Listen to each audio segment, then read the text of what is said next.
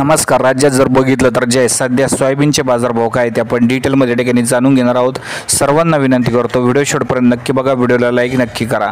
सध्या जर बघितलं तर जे लासलगाव नाशिकमध्ये कमीत कमी 3,900 तर जास्तीत जास्त 4,300 रुपये सोयाबीन गेलेली आहे. उदगीरमध्ये जर बघितलं तर जे लातूरमध्ये बघितलं तर जे कमीत कमी 3,900 तर जास्तीत जास्त 4,300 रुपये मार्केट आहे. यानंतर जर नांदेडमध्ये बघितलं तर कमीत कमी 3,800 तर जास्तीत जास्त 4,400 रुपये बाजारभाव आहे. अहिल्यानगरमध्ये कमीत कमी 3,750 तर जास्तीत जास्त 4,350 रुपये मार्केट आहे. छत्रपती संभाजीनगरमध्ये कमीत कमी 3,300 सरासरी 4,000 तर जास्तीत जास्त 4,300 रुपये मार्केट आहे.